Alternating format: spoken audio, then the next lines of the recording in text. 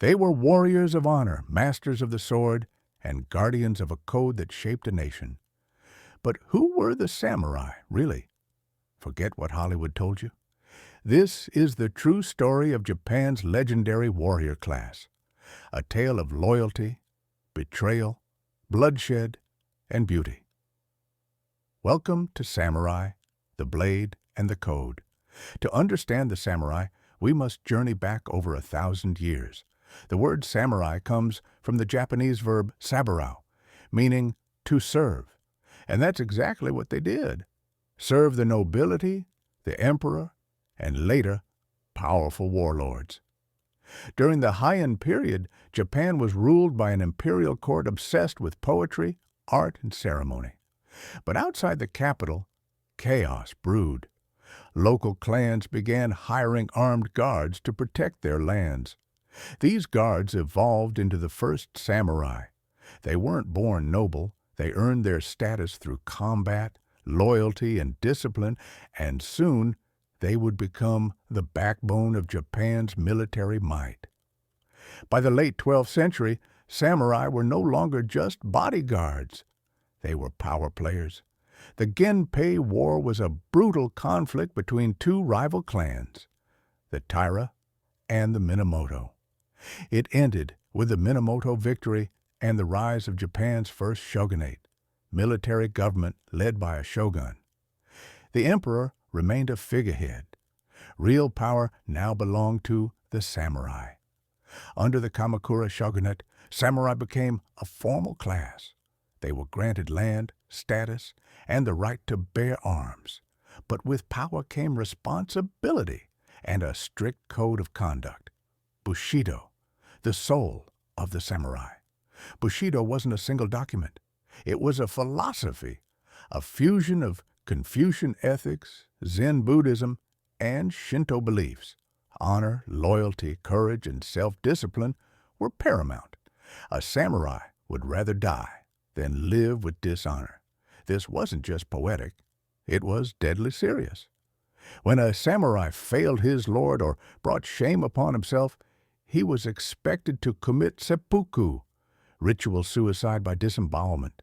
It was brutal, but it was also considered the ultimate act of redemption. Samurai weren't just swordsmen. They were tacticians, archers, horsemen, and scholars. Their weapon of choice? The katana, a curved, razor-sharp blade forged with near-mystical precision, but they also used bows, spears, and later firearms. In the 16th century, European traders brought guns to Japan. Samurai adapted quickly, but many saw firearms as dishonorable, too impersonal, too easy. Still, war was changing, and so were the samurai. The Sengoku period was a time of chaos. Japan fractured into dozens of warring domains. Samurai fought not for honor, but for survival. Enter Oda Nobunaga, Toyotomi Hideyoshi, and Tokugawa Ieyasu, three titans who would reunify Japan. Nobunaga embraced guns. Hideyoshi banned peasants from owning weapons. And Ieyasu built a dynasty that would last 250 years.